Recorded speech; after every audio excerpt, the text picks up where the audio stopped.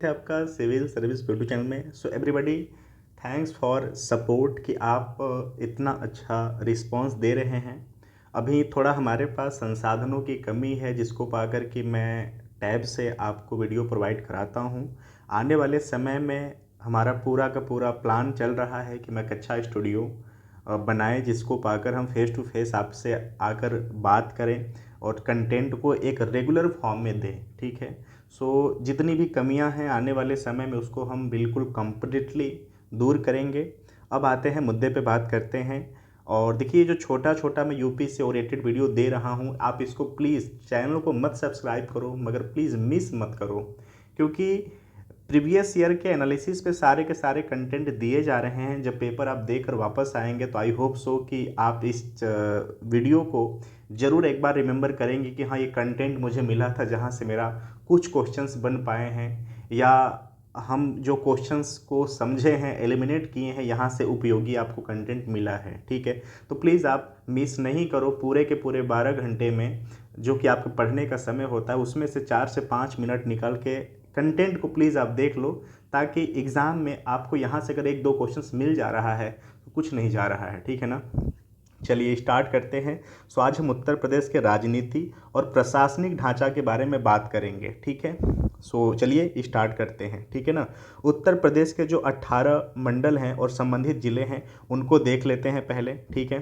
सो देखिए, जो लखनऊ है, ये मंडल है लखनऊ, और इसमें ज़िलों की संख्या 6 है। ज़िलों की संख्या इसमें 6 है। कौन कौन से वो 6 ज़िले हैं, 6 ज़िले कौन कौन से हैं? लखनऊ, उन्नाव, रायबरेली, सीतापुर, हरदोई, लखीमपुर खीरी। आप इसको याद रखना। ये हमारे उत्तर प्रदेश की राजधानी है। लखनऊ जो उत्तर प्रदेश की राजधानी है, और लखनऊ जो है मंडल भी है। उस मंडल में कितने ज़िले आते हैं? तो टोटल 6 ज़िले आते हैं। आप इसको याद रखना। ठीक है। चलिए आगे चलते हैं। कानपुर है। ठीक है। कानपुर के जो कानपुर मंडल है, कानपुर जिला भी है और कानपुर मंडल भी है। सो कानपुर मंडल में 6 ज़िले आते हैं। कौन कौन से? कानपुर नगर और कानपुर देहात, इटावा, मेरठ, गाज़ियाबाद, जस्ट सॉरी कानपुर नगर, कानपुर देहात, इटावा, फर्रुखाबाद, कन्नौज और औरैया। ठीक है। मेरठ पे आते हैं। मेरठ जो मंडल है उसमें टोटल 6 ज़िला आते हैं। कौन कौन से? मेरठ, गाज़ियाबाद, बुलंदशहर, गौतम बुद्ध नगर, बागपत और हापुड़। देखिए, गौतम बुद्ध नगर इस बार उत्तर प्रदेश पीसीएस में गौतम बुद्ध नगर से जुड़े कंटेंट को भी आपसे पूछा जा सकता है। याद रखना, जो कमिश्नरेट प्रणाली लागू की गई है उसमें गौतम बुद्ध नगर भी शामिल हो चुका है। बहुत सारे ग्रेटर नोएडा में भारत सरकार के ऑर्गेनाइज संस्थाएं स्थापित की गई हैं। तो याद रखना कि इस बार नोएडा, ग्रेटर नोएडा, गौतम बुद्ध नगर से क्वेश्चंस बनेंगे। सो इसको बिल्कुल अपने ट्रेंड में रखना। ठीक है। चलिए, अयोध्या जो है, अयोध्या मंडल में टोटल 5 जिला हैं। अयोध्या, सुल्तानपुर, बाराबंकी, अमेठी व अंबेडकर नगर। अलीगढ़ मंडल में 4 जिले हैं। अलीगढ़, एटा, हाथरस, कासगंज, आगरा, सॉरी अलीगढ़, एटा, हाथरस और कासगंज, नॉट आगरा। ठीक है। आगरा मंडल में 4 जिला है। आगरा, मथुरा, फिरोजाबाद, मैनपुरी। ठीक है। वाराणसी, जो वाराणसी है, वाराणसी मंडल में 4 जिला है। वाराणसी, जौनपुर, गाजीपुर, चंदौली। इम्पॉर्टेंट है, याद रखिएगा, इम्पॉर्टेंट है, क्योंकि ये प्रधानमंत्री जी का लोकसभा क्षेत्र भी रहा है और है। तो इसको याद रखना कि वाराणसी में, जो वाराणसी मंडल है, उसमें टोटल 4 जिला है। वाराणसी, जौनपुर, गाजीपुर और चंदौली। ठीक है। गोरखपुर, गोरखपुर मंडल में 4 जिला है। गोरखपुर, महाराजगंज, देवरिया और कुशीनगर। ठीक है, कुशीनगर। अब आपको एक पता होगा, करंट का कंटेंट है कि जो बुद्ध चावल या काला चावल चावल के नाम से भी प्रचलित, उसको जीआई टैग मिला है 1 डिस्ट्रिक्ट 1 प्रोडक्ट के तहत। तो कुशीनगर में वह चावल पाया गया है। हालांकि अब बहुत सारे जिलों को जीआई टैग दिया गया उस चावल के, लेकिन प्रथम में कुशीनगर है। इसको आप याद रखना। ठीक है। देवी पाटन मंडल में 4 जिला है। गोंडा, बलरामपुर, श्रावस्ती और बहराइच। ठीक है। और जो देवी पाटन है ना, देवी पाटन का जो मुख्यालय है वह गोंडा में है। ठीक है। तो ऐसे मिसलेनियस तथ्यों को आपको याद रखना पड़ेगा। बरेली मंडल में 4 जिले हैं। बरेली, बदायूं, शाहजहांपुर, पीलीभीत। मुरादाबाद मंडल में 5 जिले हैं, मुरादाबाद, रामपुर, बिजनौर, अमरोहा और संभल।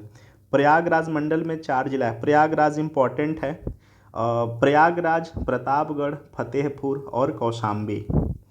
चित्रकूट धाम जो मंडल है उसमें 4 जिला है, चित्रकूट, बांदा, हमीरपुर और महोबा। ओके, और मुख्यालय चित्रकूट का कहाँ है? बांदा। मिर्ज़ापुर जिला जिसको कि विंध्यवासिनी माँ विंध्यवासिनी नगरी और विंध्यवासिनी जिला के नाम से भी जाना जाता है। आई होप सो कि अगर आप यूपी पीसीएस का तथ्य पढ़ रहे हैं तो सोनभद्र मिर्ज़ापुर का काफ़ी इम्पोर्टेंस रोल है काफ़ी खनिजों में, तो इसलिए उपयोगी हो जाता है, तो इसको भी याद रखिएगा। इसमें 3 ज़िले हैं, मिर्ज़ापुर, सोनभद्र और भदोही। ठीक है, ये जो भदोही ज़िला है बना ना, ये बनारस से इसको अलग करके बनाया गया है, तो इसको भी आप याद रखना। ओके, और इसको भदोही जो ज़िला है कालीन के लिए जीआई टैग मिला है, जीआई टैग मिला है किसके लिए? कालीन के लिए, आप इसको याद रखना। ओके, जो प्रतापगढ़ है ना, प्रतापगढ़ आंवला के लिए जीआई टैग मिला है, तो ऐसे छोटे छोटे जो मिसलेनियस है उसको भी आप याद करते चलिए। आजमगढ़ पर आते हैं, 3 जिला है आजमगढ़ मंडल में, आजमगढ़, मऊ, बलिया। बस्ती जो मंडल है उसमें 3 जिला है, बस्ती, सिद्धार्थनगर, संत कबीर नगर। झांसी में 3 जिला है, झांसी, ललितपुर और जालौन। सहारनपुर मंडल में 3 जिला है, सहारनपुर, मुजफ्फरनगर और Shamli. Okay, so everybody I hope so कि आप मंडल जो यूपी में 18 मंडल हैं, ठीक है, उत्तर प्रदेश में जो अब यूपी ये पूछता है कि यूपी में कितने मंडल हैं, तो यूपी में 18 मंडल है नंबर 1, और किस मंडल के अंतर्गत कौन कौन से ज़िले हैं हमने इसको भी देख लिया।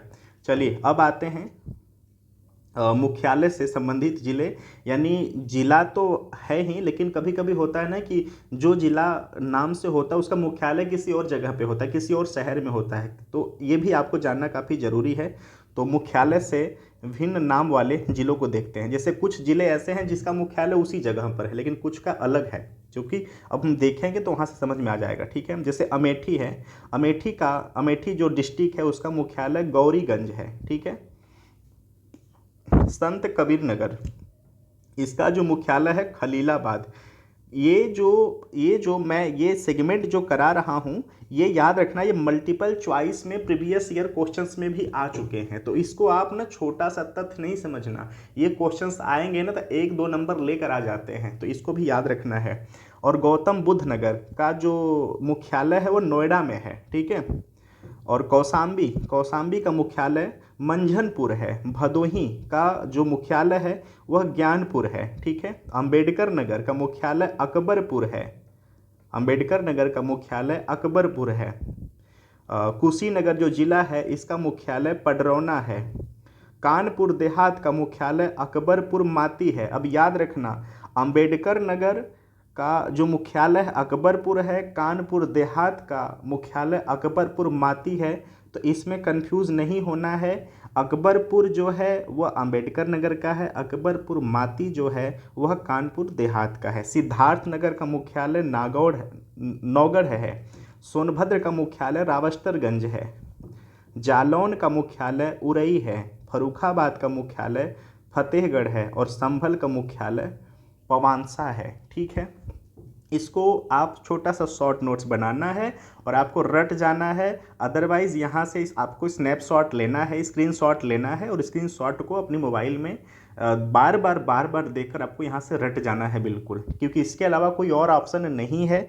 जब हम पेपर के बाद बात करेंगे एनालिसिस के लिए या नेक्स्ट स्टडी के लिए, तो हम उसमें और तरीके से और सही जो ट्रिक है उस पर बात करेंगे। फिलहाल हमारे पास अब कोई रास्ता नहीं है, इसको बिल्कुल जितना जल्दी हो सके रट जाओ आप। ठीक है ना, चलिए नगर निगम वाले नगर, तो देखिए बस यहाँ से इतना जान लीजिए कि अभी जो उत्तर प्रदेश है वहाँ पे जो नगर निगम वाले नगर हैं उनकी संख्या 17 है। यहाँ से भी क्वेश्चन अगर आता है तो क्लियर हो जाएगा। यहाँ से जो ये 3 है ना, 15, 16 और 17, ये इम्पॉर्टेंट हैं। ठीक है, इनको आपको याद रखना है कि अयोध्या मई 2017 में नगर निगम घोषित हुआ, मथुरा वृंदावन मई 2017 में घोषित हुआ, शाहजहांपुर अप्रैल 2018 में घोषित हुआ है। तो शाहजहांपुर को आप बिल्कुल ट्रेंड में अपने पास नोटिफाई कर लेना कि हमारे लिए इम्पोर्टेंट ये सेगमेंट हो जाता है। ठीक है, चलिए आगे चलते हैं। फिलहाल देखिए, लखनऊ, आगरा, कानपुर, प्रयागराज, वाराणसी, मेरठ, गोरखपुर, बरेली, गाजियाबाद, अलीगढ़, मुरादाबाद, झांसी, सहारनपुर, फिरोजाबाद, अयोध्या, मई, मथुरा, वृंदावन और शाहजहाँपुर। अब क्वेश्चंस की बात करें तो देखिए 17 जो उत्तर प्रदेश के नगर निगम वाले नगर हैं वो 17 हैं आज के समय में, और जो नवनिर्मित है वहाँ से शाहजहाँपुर आपको याद रखना है, अप्रैल 2018। ठीक है, 2018। चलिए आगे चलते हैं। कुछ नव सृजित जो ज़िले हैं और उनकी तिथियां, तो देखिए ये बाकी जो 95, 97 ये हमारे लिए इम्पोर्टेंट नहीं है।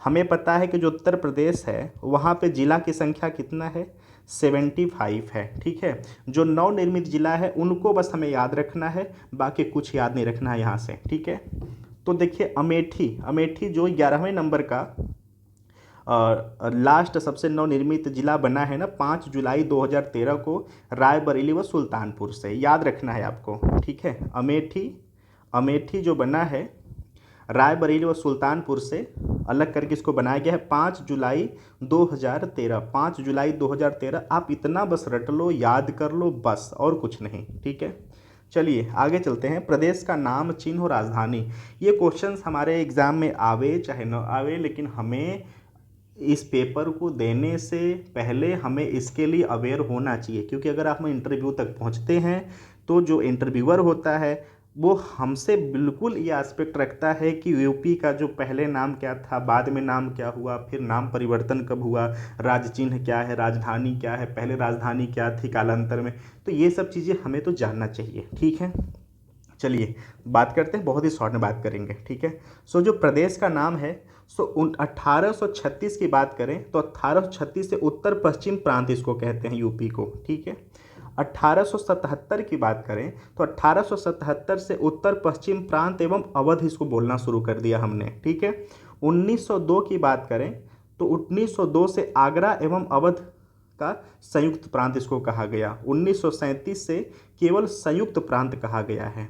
तो 1937 वाला ना इम्पॉर्टेंट हो जाता है। 1937 वाला याद रखिए कि 1937 में यूपी को संयुक्त प्रांत कहा गया। उसके बाद जो अगली लाइन है 24 जनवरी 1950 से इसको यूपी कहा गया। 24 जनवरी 1950 को संयुक्त प्रांत को उत्तर प्रदेश कहा गया। ठीक है, ये डेट याद रखना। यूपी डे भी इस दिन माना जाता है, उत्तर प्रदेश दिवस 24 जनवरी। सो 1937 से संयुक्त प्रांत नाम हुआ आगरा एवं अवध का संयुक्त प्रांत से, और 24 जनवरी 1950 से संयुक्त प्रांत को उत्तर प्रदेश के नाम से जाने लगा।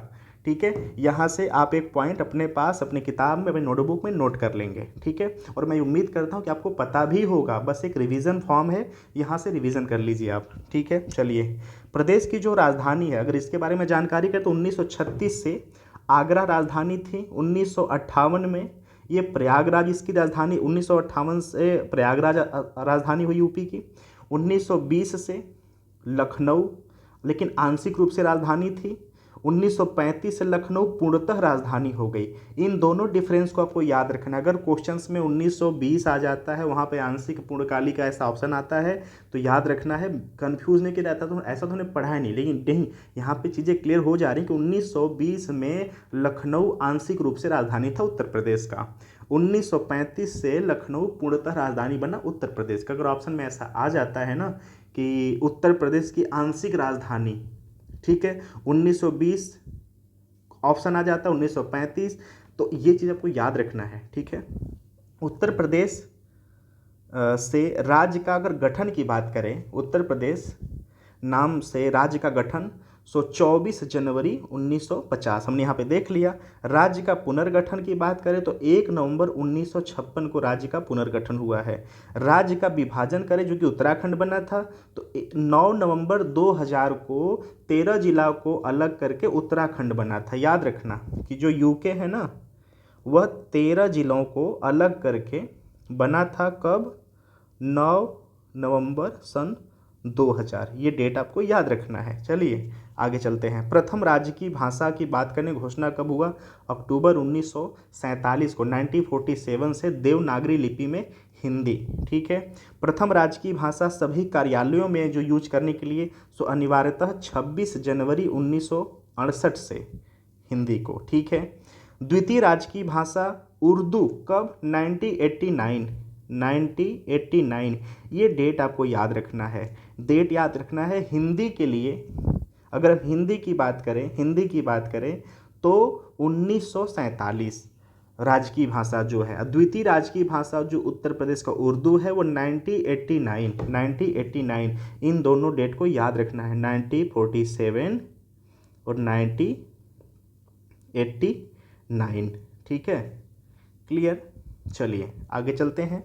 राजकीय पशु जो है वह बारहसिंघा है। ठीक है, राजकीय पशु बारहसिंघा। राजकीय पक्षी सारस या इसको क्रॉन्च कहते हैं। ठीक है, अभी न्यूज में भी काफ़ी आया हुआ था कि ऐसा सारस था जो कि एक व्यक्ति के पास मतलब खाना पीना शुरू कर दिया, बिल्कुल खुले बिना पिंजरे का रहता था, लेकिन वन विभाग के अपने प्रोटोकॉल के तहत उसको दोबारा वन में ले जा करके स्थानांतरित किया गया। तो आई होप सो कि चीज़ें जुड़े, क्योंकि काफ़ी मैटर वायरल भी हुआ था। ठीक है, तो याद रखना कि जो राजकीय पक्षी है वह यूपी का सारस है, इसको हम क्रॉन्च भी कहते हैं। ठीक है। राजकीय वृक्ष अशोक है। राजकीय पुष्प पलाश या टेंसू है। राजकीय पुष्प पलाश या टेंसू है। कब से इसको मान्यता मिला? 4 जनवरी 2011 से। राजकीय खेल हॉकी है। राजकीय खेल हॉकी है। और हॉकी के लिए या उत्तर प्रदेश में सबसे सर्वश्रेष्ठ खेल के लिए पुरस्कार कौन सा दिया जाता है? तो मेजर ध्यानचंद। याद रखिएगा, मेजर ध्यानचंद का पुरस्कार सबसे उत्कृष्ट पुरस्कार उत्तर प्रदेश का खेल के लिए है। ठीक है, अब भारत के लिए है। ठीक है। राजकीय चिन्ह की बात करें तो एक वृत्त में 2 मछली, एक वृत्त है इसमें 2 मछली है, एक तीर धनुष है। ठीक है, और यह जो चिन्ह है यह 1938 से स्वीकृत हुआ है। तो याद रखना कि जो यूपी का राज्य चिन्ह है ना वह 1938 से स्वीकृति मिला है। एक वृत्त है, उस वृत्त में 2 मछली हैं और एक तीर धनुष है। ठीक है, इसको याद रखना है।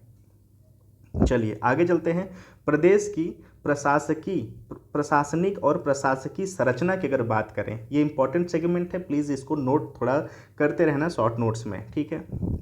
राष्ट्रीय राजधानी जो क्षेत्र है एनसीआर से संबंधित यूपी के ज़िले कितने लगे हुए हैं? ठीक है, तो 8 ज़िले हैं। कौन कौन सा? मेरठ, गाज़ियाबाद, गौतम बुद्ध नगर, बुलंदशहर, हापुड़, बागपत, मुजफ्फरनगर व शामली। ठीक है।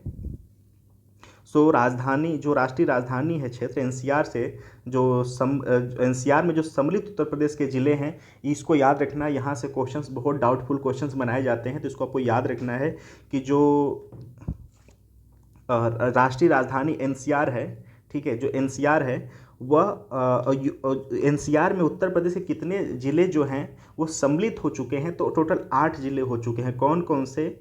मेरठ, गाज़ियाबाद, गौतम बुद्ध नगर, बुलंदशहर, हापुड़, बागपत, मुजफ्फरनगर और शामली। इसको याद रखना है। ठीक है। एनसीआर में शामिल करने हेतु प्रस्तावित जो जिले हैं, कौन कौन से प्रस्तावित हैं? 8 तो एनसीआर में शामिल हो चुके हैं यूपी के। बाकी प्रस्तावित कौन कौन से हैं? तो मथुरा, अलीगढ़, हाथरस व सहारनपुर। याद रखना है, मथुरा, अलीगढ़, हाथरस व सहारनपुर। ठीक है। चलिए आगे चलते हैं।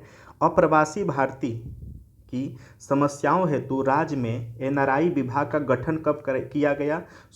18 जुलाई 2014 को। ये आपको रिकॉल बिल्कुल रखना है। इसके लिए ना अगर क्वेश्चंस नहीं भी आता यहाँ से तो आपको बिल्कुल अवेयरनेस होना चाहिए कि जो एनआरआई हैं, ठीक है, एनआरआई जो होते हैं उनके लिए समस्याओं हेतु राज्य ने विभाग का गठन कब किया? तो 18 जुलाई 2014 को। ठीक है। उत्तर प्रदेश एनआरआई दिवस कब मनाया जाता है? तो जनवरी में प्रतिवर्ष मनाया जाता है उत्तर प्रदेश एनआरआई दिवस। और उत्तर प्रदेश दिवस कब मनाया जाता है? तो ये 24 जनवरी।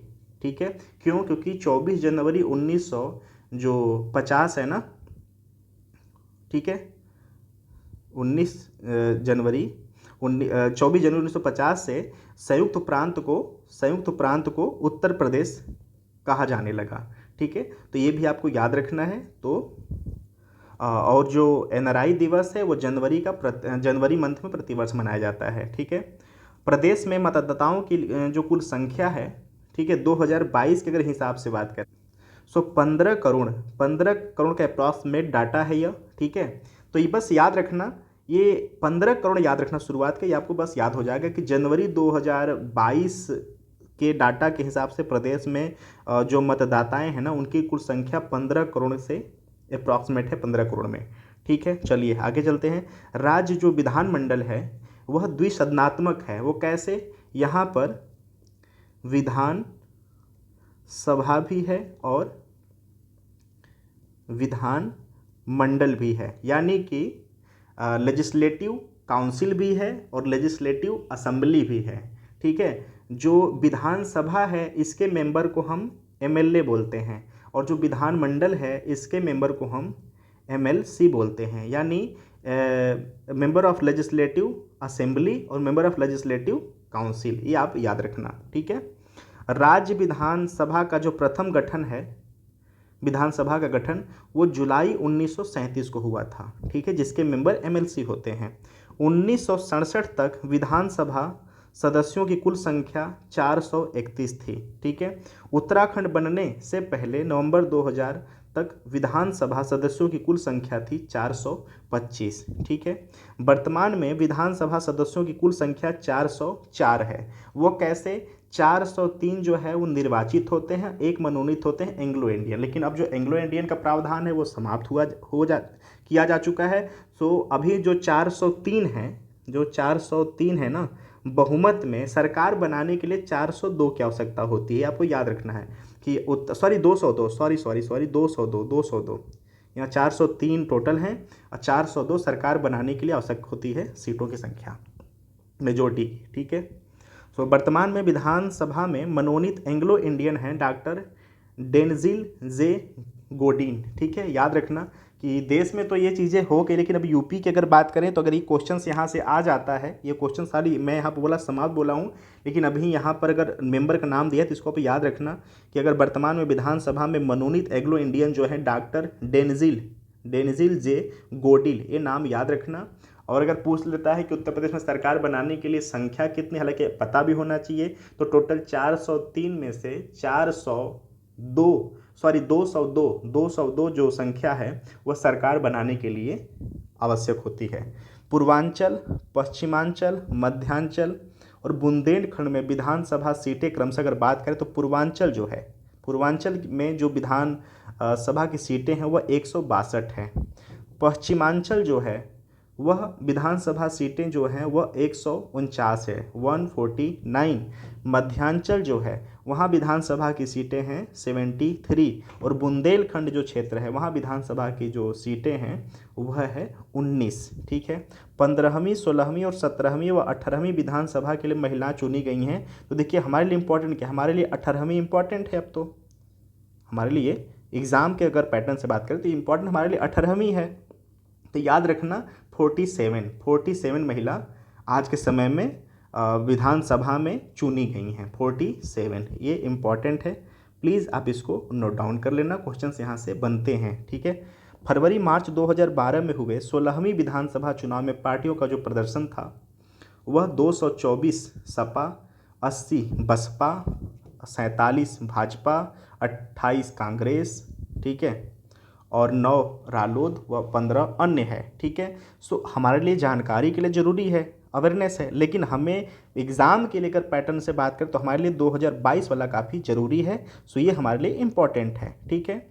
अब यहाँ से पैरा मिला सकते हैं किस पार्टी का प्रदर्शन शुरुआत दौर में क्या था, लेकिन अब क्या है, लेकिन हमारे लिए फरवरी मार्च 2022 में जो विधानसभा चुनाव हुआ है 18 नंबर वाला, ये हमारे लिए इम्पोर्टेंट हो जाता है। सो क्या है, इसमें जो भाजपा है 255 सीट लाई है और यूपी में सरकार बनाने के लिए कितना लाना पड़ता है, 202। क्यों? क्योंकि टोटल जो सीटें हैं वो 403 हैं, ठीक है। एक मनोनीत एंग्लो इंडियन उसको अगर छोड़ के बात करें तो 403 टोटल विधानसभा की सीटें हैं, जिसमें से सरकार बनाने के लिए 402 हमें चाहिए होता है, ठीक है। चलिए आगे चलते हैं इसमें। सो भाजपा जो है वह 255 है, 255 है, ठीक है। जो 12 है अपना दल एस, ठीक है, 6 निषाद पार्टी, 111 सीटें सपा के पास हैं, 8 रालोद, 6 सुभाषपा, 2 कांग्रेस, 1 बसपा और 2 अन्य हैं। तो हमारे लिए ना ये फरवरी मार्च 2022 का जो 18वां विधानसभा चुनाव हुआ है ये हमारे लिए इम्पॉर्टेंट हो जाता है। ठीक है, सर्वाधिक विधानसभा सीटें वाला अगर जिला है तो प्रयागराज है, 12 यहाँ पे विधानसभा सीटें हैं।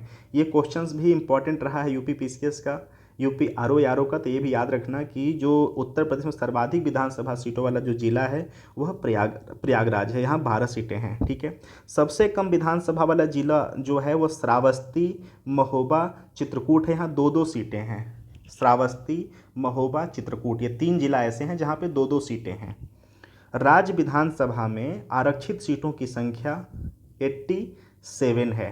ठीक है, जिसमें से 84 एससी, 2 एसटी 2017 के हिसाब से। ठीक है, जो राज्य विधानसभा है आरक्षित सीटें यहाँ पर 403 में से 86 सीटें रिजर्व हैं, जिसमें से 84 एससी के लिए, शेड्यूल कास्ट के लिए, 2 शेड्यूल ट्राइब के लिए। ठीक है, स्वतंत्रता के बाद से अब तक राज्य विधानसभा में लखनऊ से बाहर मात्र एक बार बैठक हुई है, वो भी कब? 8 जनवरी 2003 प्रयागराज में। ठीक है, चलिए, तो एक ही बार हुआ है इसलिए थोड़ा सा इंपॉर्टेंट हो जाता है। राजधानी से बाहर हुआ है, विधानसभा से बाहर हुआ है, तो इसको भी आपको याद रखना है।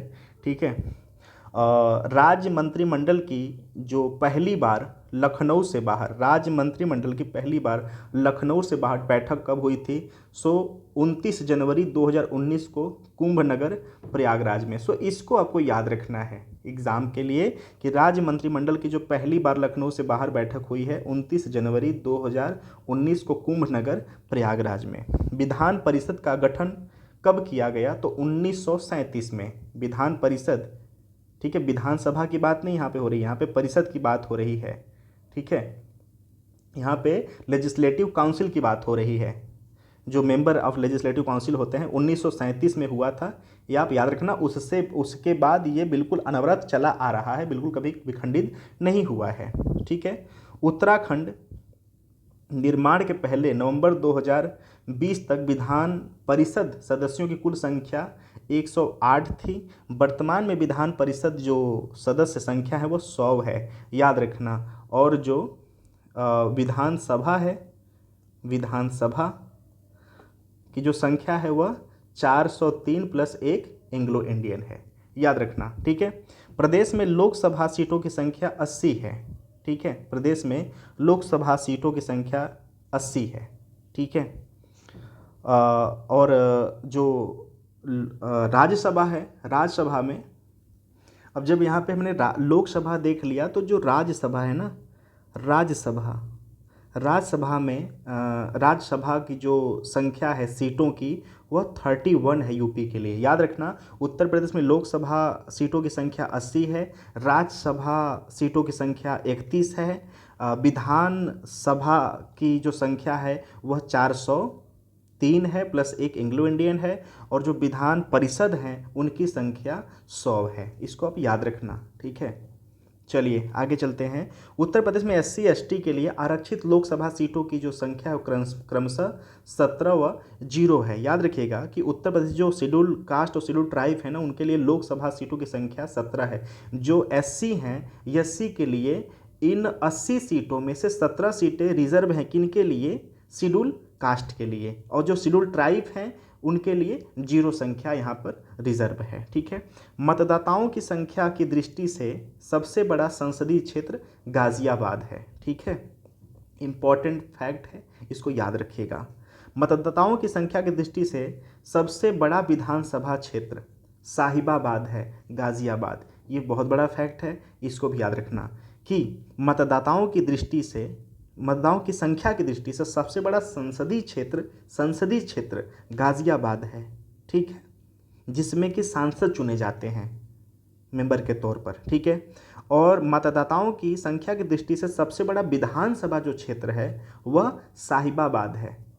गाजियाबाद जिला के अंतर्गत आता है यह विधानसभा क्षेत्र साहिबाबाद। ठीक है, चलिए आगे चलते हैं।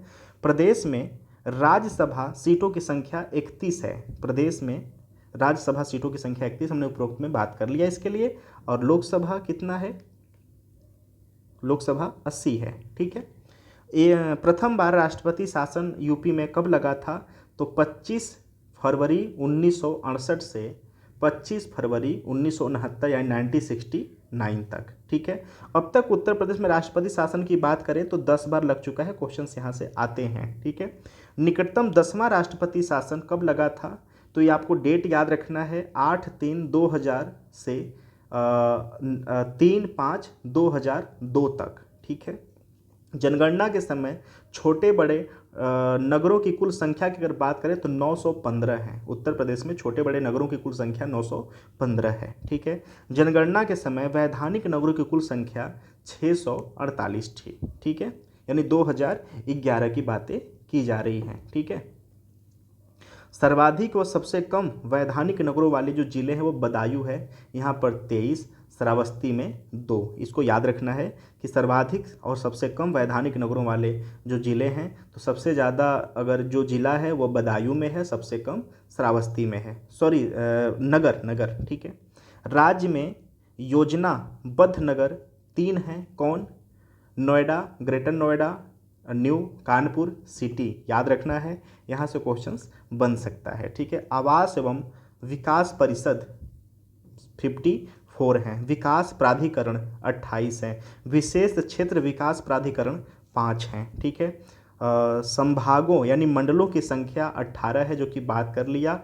18वां जो मंडल है वो अलीगढ़ है, यहाँ से क्वेश्चंस बन सकता है कि नवनिर्मित मंडल कौन सा है, तो अलीगढ़ है, अप्रैल 2008 में सृजित हुआ था। ठीक है, सबसे बड़ा जो मंडल है वो कौन सा है, कानपुर। ठीक है, लखनऊ व मेरठ, क्योंकि यहाँ पे मंडलों के अंतर्गत कितने ज़िले हैं, तो 6 ज़िले हैं, याद रखना, 6 डिस्ट्रिक्ट हैं। इन मंडलों के अंदर कौन कौन है, कानपुर, लखनऊ और मेरठ। ठीक है, सबसे छोटा जो मंडल है वो कौन सा है, मिर्ज़ापुर है, आजमगढ़ है, बस्ती, झांसी, सहारनपुर। क्यों, क्योंकि यहाँ पे मंडलों के अंतर्गत 3 ज़िले हैं। ठीक है, जिलों की संख्या कितनी है, 75। तहसीलों की संख्या कितनी है, 315। 315 इंपॉर्टेंट है फॉर द इंटरव्यू, याद रखिएगा इसको। ठीक है, नगर निकायों वाले कुल नगर कितने हैं, 734 2021 के मुताबिक।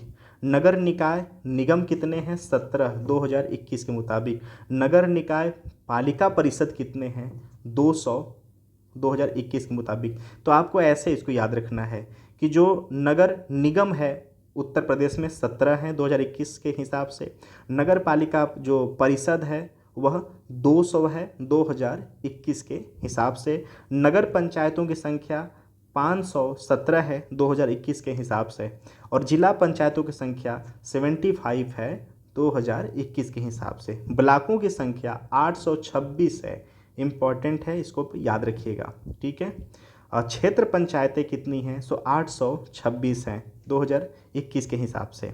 न्याय पंचायतों की बात करें तो 8135 2020 के गणना की अगर बात करें तो। ग्राम पंचायतें और सभाएं 59,073 है 2020 के हिसाब से। आबाद ग्राम 97,814 है, आप इसको याद रखिए, ये इम्पॉर्टेंट फैक्ट है। आबाद ग्राम 97,814 है। ठीक है, कुल ग्राम अप्रॉक्सीमेट 1 लाख, ठीक है, 1,06,774 है। तो 1 लाख वाला डाटा आप याद रखिए, बाकी कुछ आगे पीछे होते रहते हैं, 1 लाख वाला याद रखिए। आबाद ग्राम 97,000 और कुल ग्राम 1 लाख। ठीक है, पंचायतों में महिलाओं का जो आरक्षण है वह कुल सीट का 1/3 यानी 33% है, ये आपको याद रखना है। ये बहुत इम्पोर्टेंट ये डाटा है कि पंचायतों में महिलाओं के आरक्षण की बात करें तो कुल सीट का 1/3 यानी 33% जो टोटल पंचायत की सीट है उसमें से महिलाओं के लिए आरक्षण सीटें जो हैं वो 33%, 1/3। अब आते हैं न्यायालय पे। न्यायिक अनुसंधान एवं प्रशिक्षण केंद्र की अगर बात करें तो लखनऊ में है, 1986 में स्थापित हुआ न्यायिक अनुसंधान एवं परीक्षण केंद्र। ठीक है, उच्च न्यायालय प्रयागराज में है, एक खंडपीठ लखनऊ में भी है। यहाँ से भी क्वेश्चंस आ चुके हैं यूपी पीसीएस में। उच्च न्यायालय प्रयागराज में है और उस उच्च न्यायालय का खंडपीठ कहाँ पे है, तो लखनऊ में है। ठीक है, उच्च न्यायालय की, यानी देखिए ये जो खंडपीठ की बातें क्या है, मतलब इसमें कुछ ऐसी परिस्थितियाँ, कुछ ऐसे सिचुएशंस में जो ये प्रयागराज में हाई कोर्ट है ना, वह सेम काम लखनऊ से भी किया जा सकता है। ठीक है, कुछ काम को, कुछ कार्रवाइयों को, कुछ सिचुएशंस के आधार पर लखनऊ से भी किया जा सकता है, तो ये आपको ऐसे याद रखना है। उच्च न्यायालय की स्थापना कब हुई है, तो 17 मार्च 1866 को। ये बहुत प्यारा क्वेश्चन यूपी पीसीएस का रह चुका है, तो इसको बिल्कुल आपको अच्छे से याद रखना है कि 1886 को, 17 मार्च 1886 को हाई कोर्ट का स्थापना हुआ था उत्तर प्रदेश में। ठीक है, उच्च न्यायालय में न्यायाधीशों की स्वीकृत जो संख्या है वह 160 है। ठीक है, राज्य में उपभोक्ता संरक्षण आयोग की स्वीकृति संख्या 5 है। राज्य में सीबीआई कोर्ट्स 6 हैं। ठीक है, 4 लखनऊ, 2 गाज़ियाबाद। ठीक है, पारिवारिक मामलों हेतु पारिवारिक न्यायालयों की जो शुरुआत हुई है वह 1984 में हुई है, आपको ये याद रखना चाहिए। प्रदेश में कुल 6 औद्योगिक न्यायाधिकरण हैं, कहाँ कहाँ, प्रयागराज, लखनऊ, मेरठ, आगरा, कानपुर, गोरखपुर। ठीक है, तो याद रखना है आपको। ठीक है, कि टोटल 6 हैं। ठीक है, टोटल 6 हैं। प्रदेश में कमर्शियल कोर्ट गठित हुए हैं 13 जिलों में, 13 जिलों में कमर्शियल कोर्ट। प्रदेश में श्रम न्यायालय हैं 20। ठीक है, ठीक है, चलिए कारागार की बात करते हैं। प्रदेश में कुल कारागार की संख्या है, कुल जेलों की जो संख्या है वो 72 है। 72 है। जिलों की संख्या कितनी है, 75। ठीक है, तो ऐसे शॉर्ट में आपको याद रखना। प्रदेश में जिला कारागारों की संख्या कितनी है, 62 है जिला कारागारों की। और उत्तर प्रदेश में जिला कितना है, तो उत्तर प्रदेश में जिला कितना है, 75। अगर डिस्ट्रिक्ट की बात करें तो 75 है, और डिस्ट्रिक्ट कारागार की, जेल की बात करें तो 62 है, ये आपको याद रखना है। उत्तर प्रदेश में जो उप कारागार है उनकी संख्या कितनी है, 2। कहाँ कहाँ, महोबा और देवबंद में। ठीक है, ये इंपॉर्टेंट सेगमेंट है, इसको आप याद रखेंगे। ठीक है, चलिए आगे चलते हैं। उत्तर प्रदेश में केंद्रीय कारागार कहाँ है, तो कितने हैं, तो 6 हैं। कहाँ कहाँ, बरेली, आगरा, वाराणसी, फतेहगढ़, नैनी व इटावा। ठीक है, यह केंद्रीय कारागार यहाँ पर हैं। यूपी में 6 केंद्रीय कारागार हैं। ठीक है, प्रदेश में आदर्श कारागार की बात करें तो 1849 के हिसाब से एक लखनऊ में है। ठीक है, प्रदेश में नारी बंदी निकेतन कहाँ पे है, सो यू एक है, वो भी लखनऊ में है। ठीक है, प्रदेश में किशोर सदन अल्पवयस्क कारागार कहाँ पे है, एक है, वो भी बरेली में है। संपूर्णानंद कारागार प्रशिक्षण संस्थान कहाँ है, लखनऊ में है। स्थापित कब हुआ, 1940। प्रदेश का पहला केंद्रीय कारागार आगरा में 1844 में 1844 में स्थापित हुआ। चलिए नियुक्तियों की बात करते हैं। ठीक है, बस वीडियो समाप्त होने वाला है, बस पेशेंस बना के रखिए, बहुत इंपॉर्टेंट सेगमेंट है। अगर इसको कर लेते हो तो I hope so damn sure कि फिर आपको कहीं और भटकने की आवश्यकता नहीं है। ठीक है, नियुक्ति की बात करते हैं। स्वतंत्रता के बाद राज्य के जो प्रथम मुख्यमंत्री हैं कौन है, पंडित गोविंद बल्लभ पंत। राज्य के प्रथम उप मुख्यमंत्री चौधरी नारायण सिंह। ठीक है, राज्य एवं देश के प्रथम महिला मुख्यमंत्री सुचेता कृपलानी। ठीक है, राज्य के और देश के प्रथम महिला मुख्यमंत्री सुचेता कृपलानी हैं। ठीक है, राज्य में अब तक महिला मुख्यमंत्री 2 हैं, कौन कौन, सुचेता कृपलानी और सुश्री मायावती। वर्तमान मुख्यमंत्री योगी आदित्यनाथ हैं।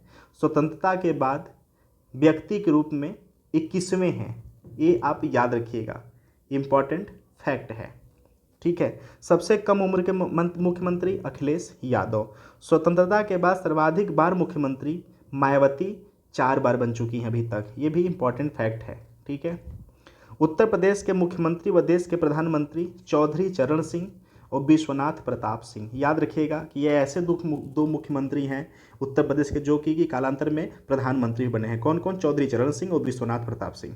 ठीक है, राज्य की प्रथम राज्यपाल की बात करें तो श्रीमती सरोजिनी नायडू हैं। ठीक है, याद रखिएगा यह। राज्य एवं देश की प्रथम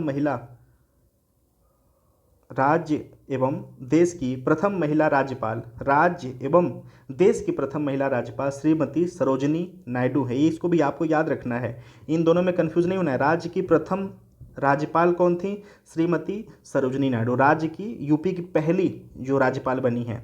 और राज्य एवं देश की पहली राज्यपाल कौन थी? तो श्रीमती सरोजनी नायडू, देश की प्रथम, ठीक है, राज्य एवं देश की प्रथम महिला राज्यपाल। ठीक है, चलिए आगे चलते हैं। सर्वाधिक बार राज्यपाल कौन है?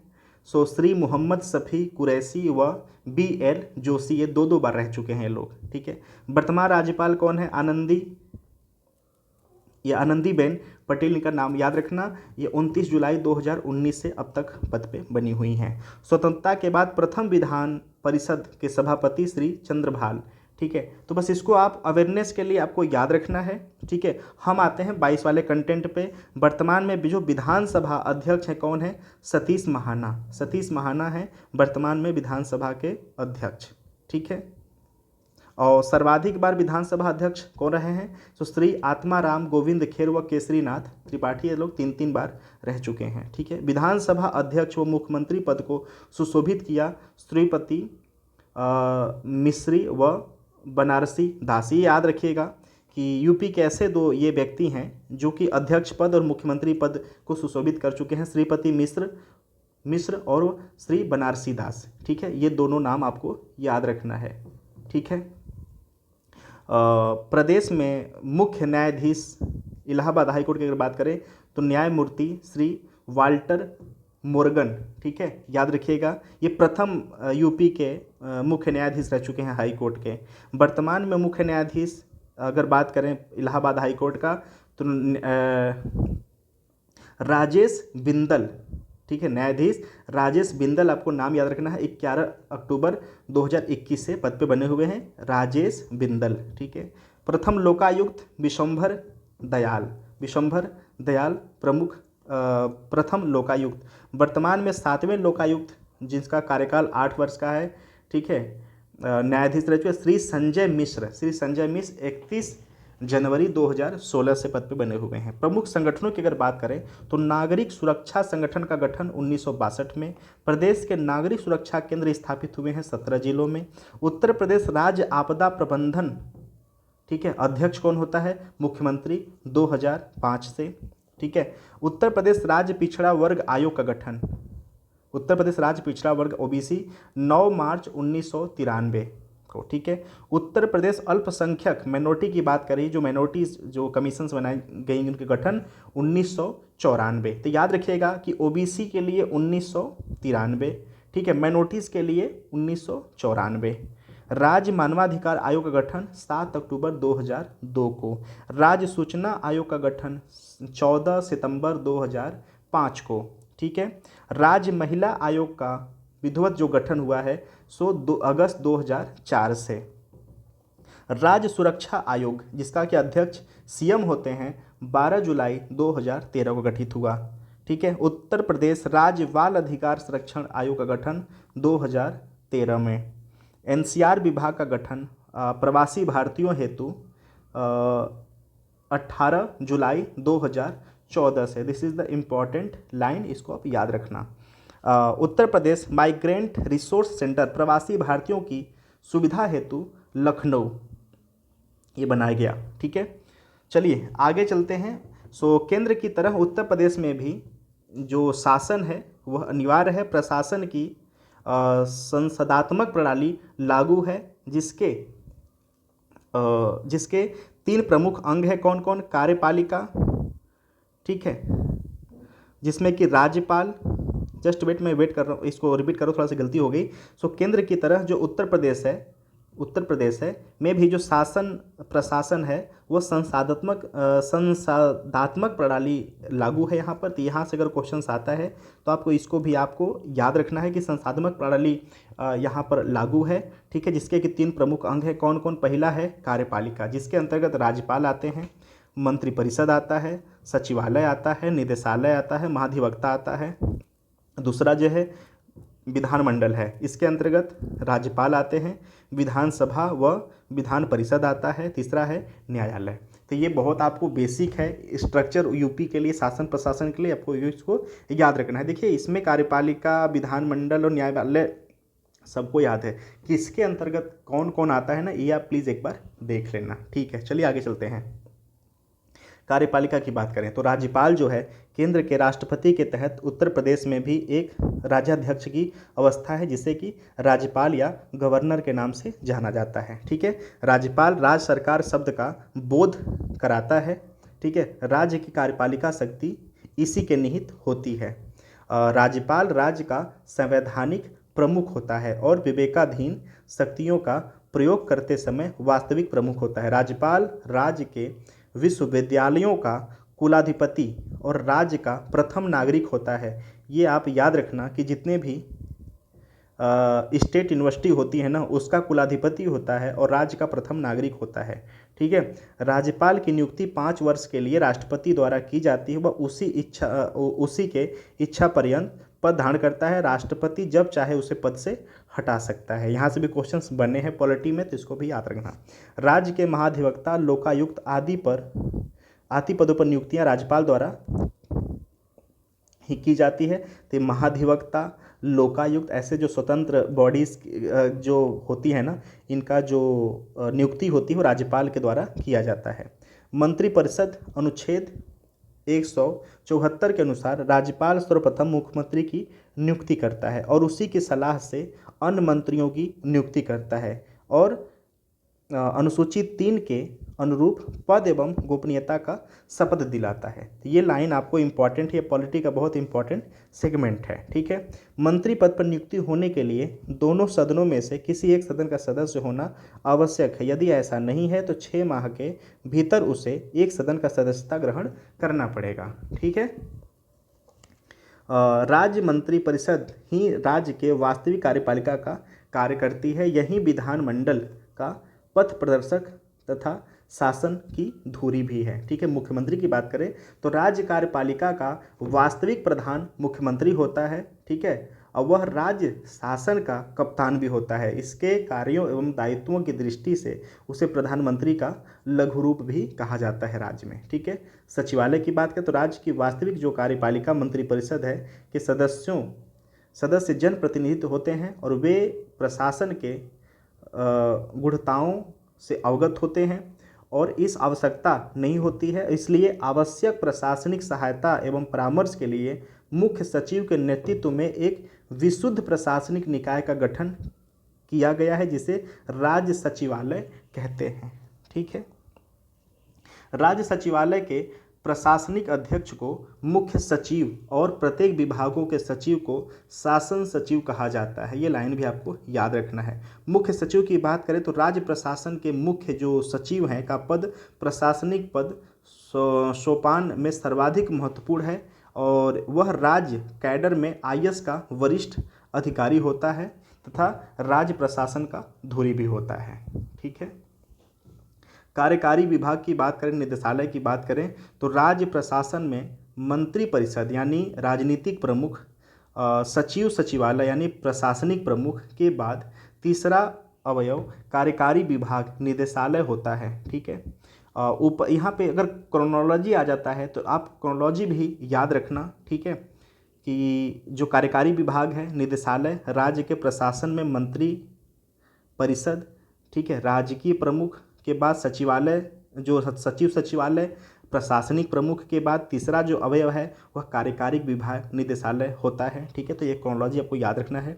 ऊपर से दोनों अवयवों का संबंध नीति निर्माण से है, जबकि कार्यकारी विभाग जो निदेशालय है क्रियान्वयन के लिए प्राथमिक रूप से जिम्मेदार संस्था है। ठीक है, मंडल, जिला, तहसील, ब्लॉक प्रशासन राज्य के विभिन्न विभागों के कार्यात्मक इकाइयों नीचे तक फैली होती हैं और सबके अपने विभाजन स्तर होते हैं। ठीक है, महाधिवक्ता की बात करते हैं। राज्य में महाधिवक्ता की जो नियुक्ति है राज्यपाल द्वारा किया जाता है, जो कि अवधि नियत नहीं है कि कितने समय के लिए किया जाएगा।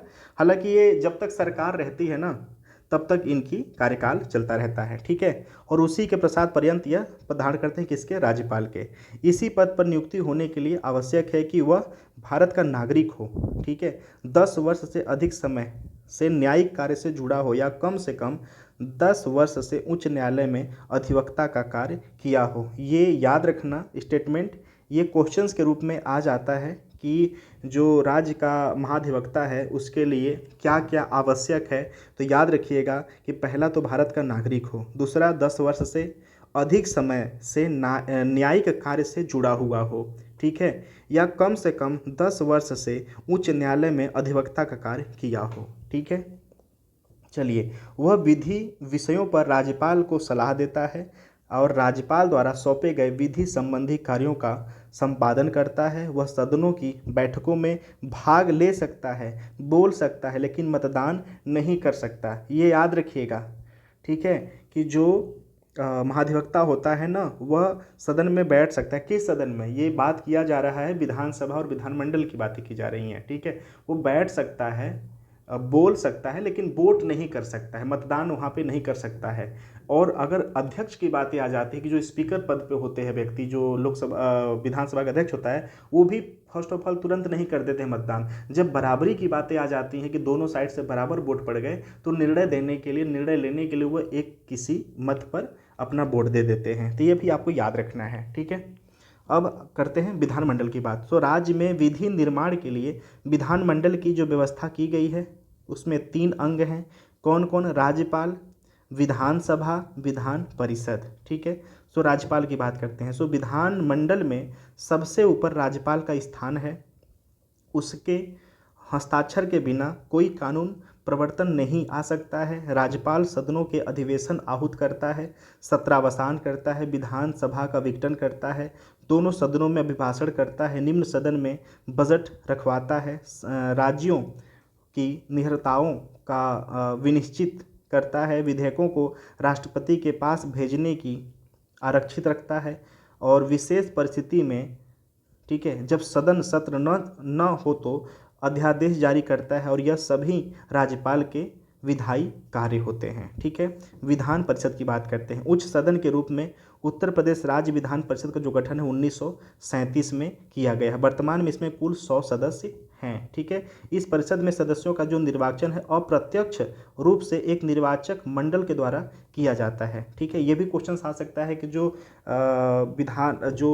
विधान परिषद है ना, जो विधान परिषद है उनके मेंबरों की वोटें कैसे इलेक्शंस होता है। तो याद रखना है आप कि एक निर्वाचक मंडल के द्वारा होता है अप्रत्यक्ष रूप से, ठीक है।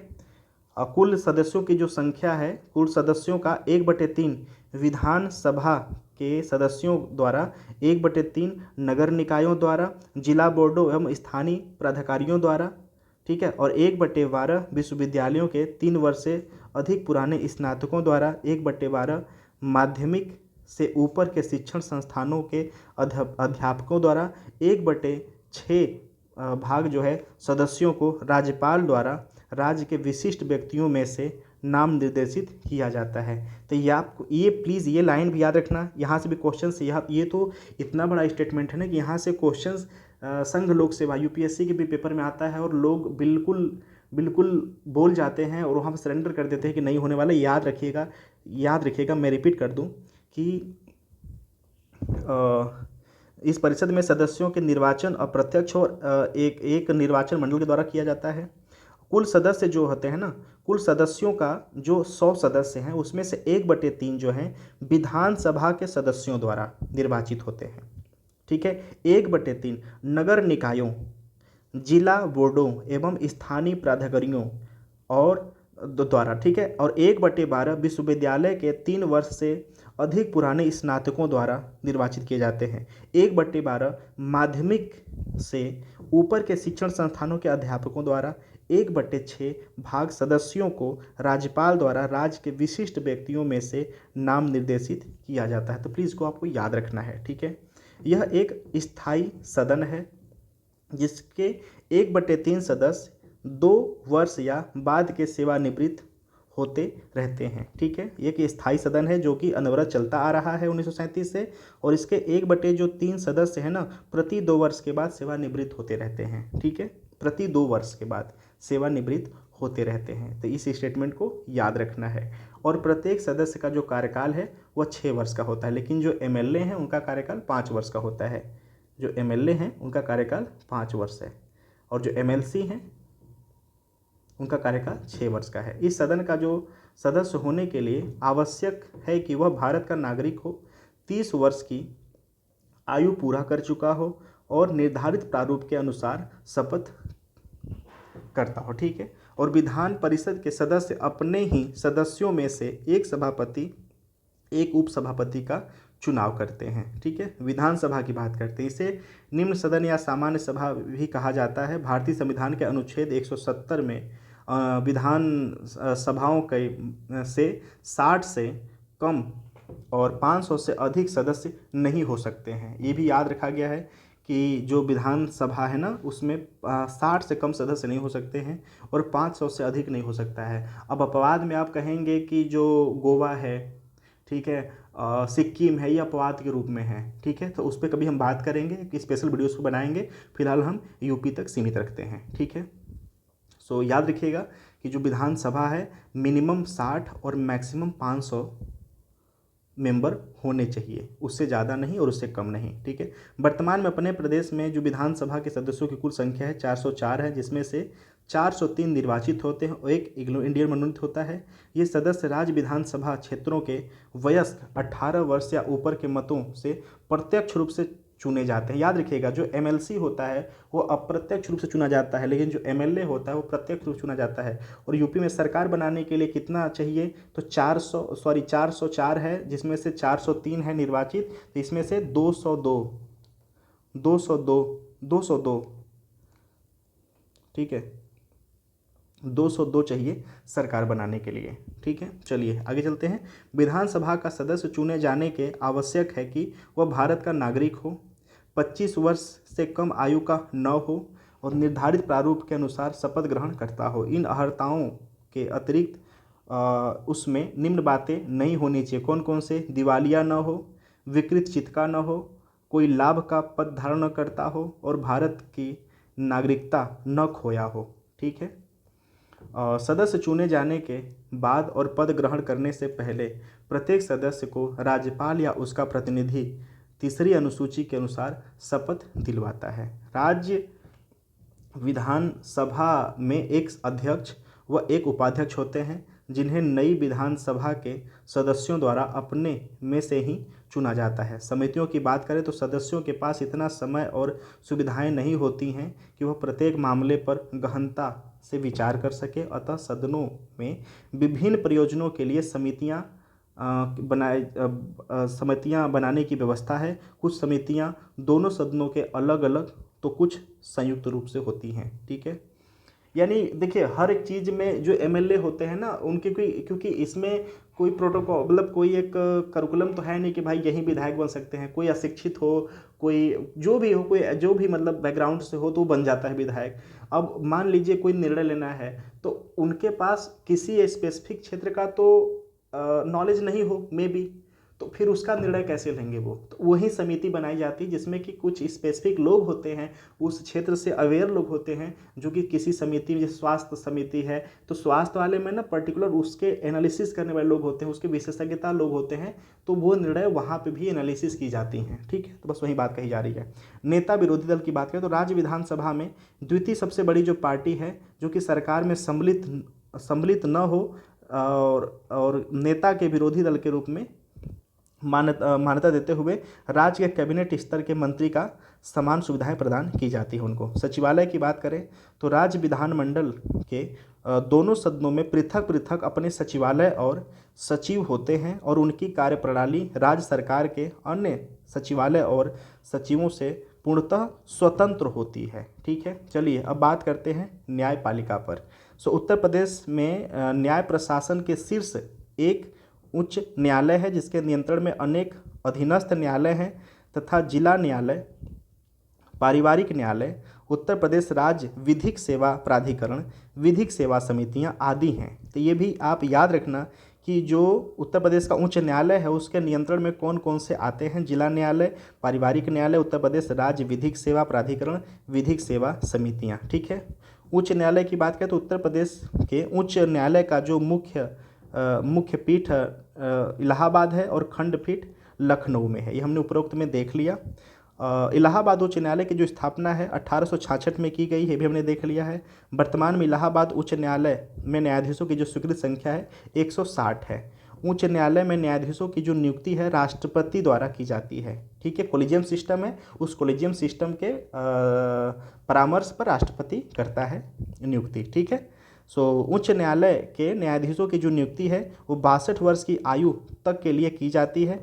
न्यायाधीश नियुक्त होने के लिए आवश्यक है कि वह भारत का नागरिक हो, कम से कम 10 वर्ष तक किसी न्यायिक पद पर कार्य किया हो, इनमें से उच्च न्यायालय में अधिवक्ता रहा हो और नियुक्ति के बाद राज्यपाल द्वारा शपथ दिलाया जाता है। ये आपको याद रखना है, यहाँ से भी क्वेश्चंस आते हैं। ठीक है, जिला न्यायालय की बात करते हैं। उत्तर प्रदेश में टोटल 75 न्यायिक जिलों में बांटा गया है, जिसमें से प्रत्येक जिले का नियंत्रण एक जिला न्यायाधीश के अधीन होता है। जिला जज के अतिरिक्त जिला स्तर का एक और न्यायाधीश जिला सेशंस जज होता है। ठीक है, इन दोनों जजों की नियुक्ति है उच्च न्यायालय के परामर्श से राज्यपाल द्वारा किया जाता है। ठीक है, जिला एवं सेशन जज के नीचे अधीनस्थ न्यायिक सेवा के 2 भाग होते हैं। उत्तर प्रदेश सिविल न्यायिक सेवा जिसके पीसीएस जो जुडिशरी होता है, और उत्तर प्रदेश उच्चतर न्यायिक सेवा में विभक्त किया जाता है।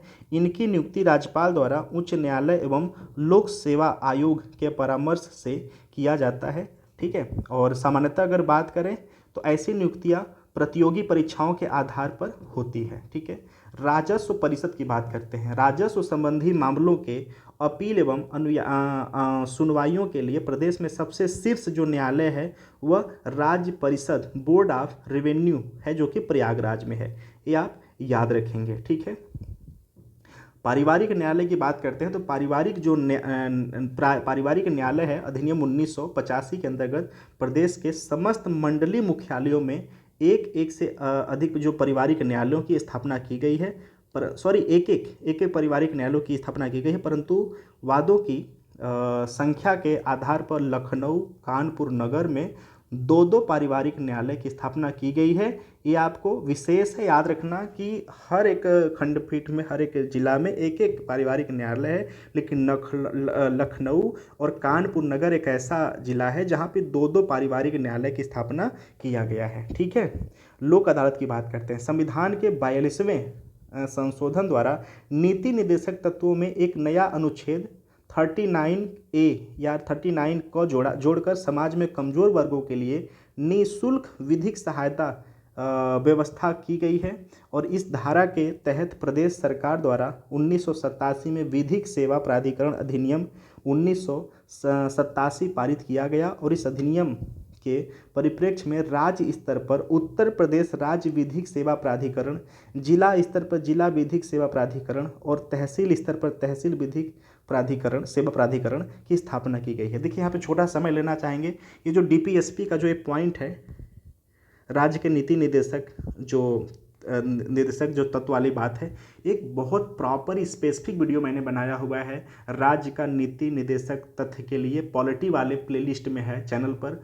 प्लीज़ आपके जा के देख लेना। अगर आप उस वीडियो को कर लोगे ना, मैं बिल्कुल कन्फर्म हूँ कि अगर उस वीडियो को करने के बाद राज्य के नीति निर्देशक सिद्धांत तत्व से अगर क्वेश्चंस आता है तो I'm डैम श्योर कि आप वहाँ से मिस नहीं करोगे। प्लीज़ और प्लीज़ कर लेना वीडियो को। ठीक है, चलिए आगे चलते हैं।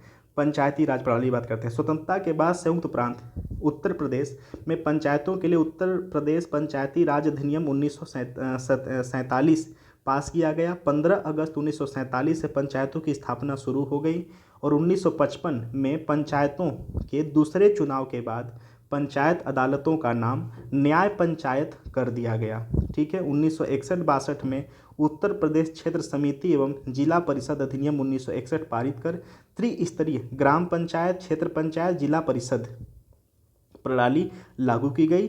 ऐसा बलवंत राय मेहता समिति की सिफारिश के आधार पर किया गया। ये बिल्कुल इम्पॉर्टेंट है, आप इसको याद रखना। ये बलवंत राय मेहता समिति याद रखिएगा कि जो 1961-62 में उत्तर प्रदेश में जो क्षेत्र समिति, जिला परिषद और अधिनियम 1961 पारित हुआ, त्रिस्तरीय ग्राम पंचायत, क्षेत्र पंचायत, जिला परिषद प्रणाली लागू किया गया। ऐसा बलवंत राय मेहता समिति के सिफारिशों के आधार पर किया गया है। ठीक है, 1992 में केंद्र सरकार द्वारा पंचायतों में एकरूपता सुदृढ़ करने तथा पंचायतों को संवैधानिक दर्जा देने के उद्देश्य से 73वां संविधान संशोधन करके जो अध्याय 9 जोड़ा गया और अनुच्छेद 243 ए से 243 ओ तक इनमें विभिन्न व्यवस्थाएं दी गई। याद रखिएगा कि जो पंचायत है ना, पंचायत है उसमें टोटल 29 विषय हैं, ठीक है। और जो म्यूनसिपल पार्टीज, जो नगर पंचायत है, जो नगर पंचायत है उसमें 18 विषय हैं। जो ग्राम पंचायत है उसमें 29 विषय हैं, नगर पंचायत में टोटल 18 विषय हैं, इसको याद रखिए। 73वां संविधान संशोधन के अनुक्रम में उत्तर प्रदेश पंचायत विधि संशोधन विधेयक 1994 पारित किया गया।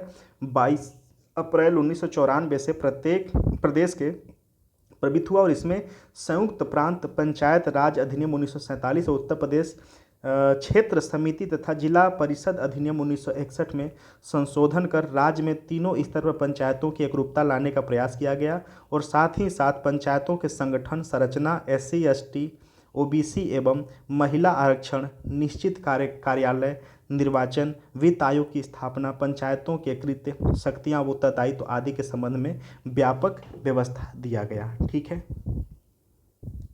और ग्राम पंचायत की बात करें तो सबसे निचले स्तर पर ग्राम पंचायत होती है। ग्राम पंचायत का जो अध्यक्ष है वो प्रधान होता है, जिसका चुनाव ग्राम सभा के 18 वर्ष या अधिक आयु के मतदाताओं द्वारा प्रत्यक्ष रूप से किया जाता है। ग्राम पंचायत के सदस्यों का भी जो चुनाव है प्रत्यक्ष रूप से ग्राम सभा द्वारा किया जाता है। ग्राम पंचायत का जो सदस्य है या प्रधान चुने जाने हेतु न्यूनतम जो सीमा है आयु की वो 21 वर्ष है, ठीक है। इस पंचायत का जो सचिव है वह ग्राम विकास अधिकारी होता है, ठीक है।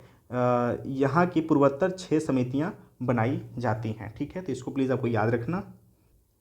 लास्ट बात कर लेते हैं नगर निकाय प्रणाली के लिए। उत्तर प्रदेश में नगर स्वायत्त शासन की जो शुरुआत है 1916 में तब हुआ जब नगरों के लिए राज्य विधानमंडल द्वारा संयुक्त प्रांत टाउन एरिया अधिनियम 1916 और संयुक्त प्रांत नगर पालिका अधिनियम 1916 पारित किए गए। इन दोनों अधिनियमों में परिप्रेक्ष्य में राज्य के प्रायः सभी नगरों यथा स्थिति नगर निगमें, नगर पालिका परिषदें, नगर क्षेत्र समितियां, अधिसूचित क्षेत्र समितियां स्थापित की गई, ठीक है। संवैधानिकता का अभाव तथा नाजुक वित्तीय स्थिति के बाद कई कारणों से निकाय अनुचित ढंग से कार्य नहीं कर पा रहे थे। अतः 1993 में केंद्र सरकार द्वारा संविधान में 74 संवैधानिक संशोधन करके एक नया अध्याय 9A, याद रखिएगा जो ग्राम पंचायत है वहाँ पे 9 और यहाँ पर 9A जोड़ा गया।